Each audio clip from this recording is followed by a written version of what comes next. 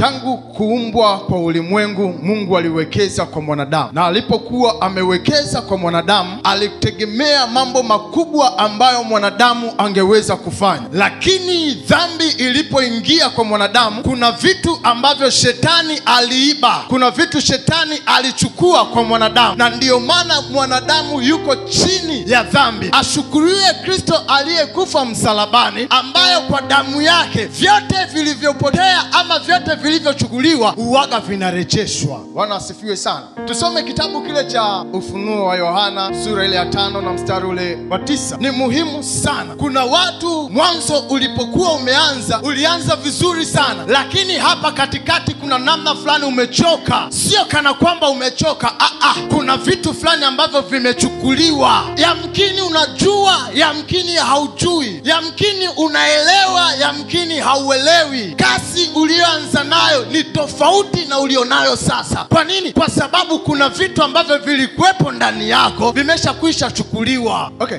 Ufunuo wa Yohana, aliyepata tafadhali anisaidie kusoma. Nao waimba wimbo mpya wakisema. Nao wanaimba wimbo mpya wakisema, wastahili wewe kukitwaa hicho kitabu. Wastahili wewe kukitwaa hiko kitabu na kuzifungua muhuri zake. Na kufungua mihuri zake. Kwa kuwa ulichinjwa. Kwa kuwa ulichinjwa. Ukamnunulia Mungu kwa damu yako. Ukamnunulia Mungu kwa nini? Kwa damu yako. Kwa damu yako. Watu wa kila kabila. Watu wa kila kabila na lugha na jamaa na lugha na jamaa na nini? Na taifa. Na taifa. Yesu asifiwe sana. Amen. Kumbe Yesu alipochinjwa alimnunulia Mungu watu wa kwanza wa kila kabila. Kuna makabila ambayo yalikuwa yamechukuliwa, yameuzwa, na kwa sababu ya kuuzwa, ile kasi ya msalaba ilibidi yarejeshwe tena kwa Mungu. Kuna lugha zilikuwa zimeuzwa, kuna jamaa, kuna familia zilikuwa zimeuzwa, kuna mataifa yalikuwa yameuzwa, lakini kazi ya msalaba ilifanya